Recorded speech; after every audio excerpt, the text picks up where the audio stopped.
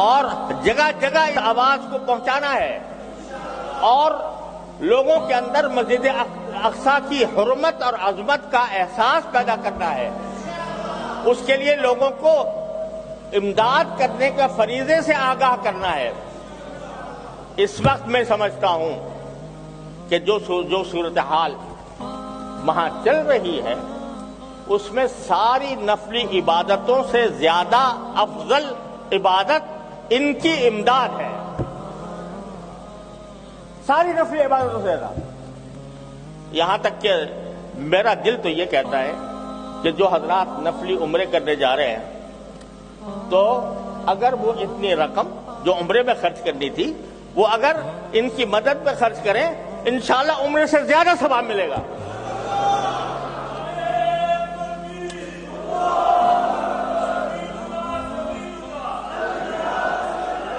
حضرت عبداللہ ابن مبارک رحمۃ اللہ علیہ جیسا عظیم محدث مفسر اور اتنے بڑے امام ہر سال حج کیا کرتے تھے. لیکن ایک مرتبہ حج کو جا رہے تھے تو راستے میں دیکھا کہ ایک بچہ وہ کوڑے دان سے ایک مری ہوئی مرغی اٹھا کے لے جا رہے ہیں. اس سے پوچھا کہ کیوں اٹھائے تم نے؟ تو اس نے کہا کہ جی ہمارے گھروں میں فاقہ ہے, کوئی اور چیز ہمارے پاس کھانے کی ہے نہیں, لہذا یہ مرغی میں اپنے گھر کے کھانے کے لیے لے جا رہا ہوں. حضرت عبداللہ بن مبارک نے فرمایا کہ سارا حج منسوخ. پورا قافلہ جو جا رہا تھا اس قافلے کو انہوں نے کہا کہ اب قافلہ حج کے لیے نہیں جائے گا, جتنا خرچہ ہم حج پر کرتے وہ آج ان بستی کے غریب لوگوں کی مدد کریں گے. اس لحاظ سے میں سمجھتا ہوں ہر نفلی عبادت سے زیادہ اجر و ثواب اس میں ہے کہ ان اپنے مجاہد بھائیوں کو مدد پہنچائیں. الحمدللہ اس کے بہت سے راستے موجود ہیں اور بہت سے ادارے یہ خدمت انجام دے رہے ہیں. ان کے ذریعے پرواہ نہ کریں کہ 10 روپیہ دیے جا رہے ہیں یا 15 روپے یا 1000 روپے دیے جا رہے ہیں. جو پیسہ کم جتنا بھی کم ہو لیکن اللہ کی رضا کے لیے دیا جائے وہ ہزاروں لاکھوں سے زیادہ بہتر ہے.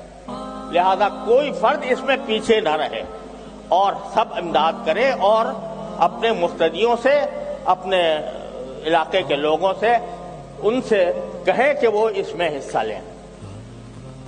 اور پھر آخری بات یہ بھائی کہ ہمارا سب سے بڑا ہتھیار دعا ہے. اللہ تبارک و تعالی الحمدللہ قنوت نازلہ ہمارے ہاں بہت سی مساجد میں شاید سب میں ہو رہی ہے, اس کو جاری رکھنا چاہیے. البتہ شاید یہ بہتر ہو واللہ عالم کہ 1 مہینہ مسلسل کرے اور پھر تھوڑا سا وقفہ کر دیں, پھر 1 مہینہ کر دیں.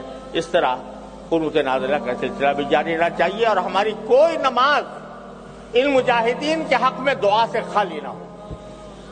اللہ تبارک و تعالیٰ سب کچھ کرنے والے ہیں, انہی کے ہاتھ میں سارے فیصلے ہیں. انشاءاللہ یہ دعائیں رائگاں نہیں جائیں گی. اللہ تبارک و تعالیٰ ہم سب کی اس کی توفیق عطا فرمائے. وآخر دعوانا الحمدللہ.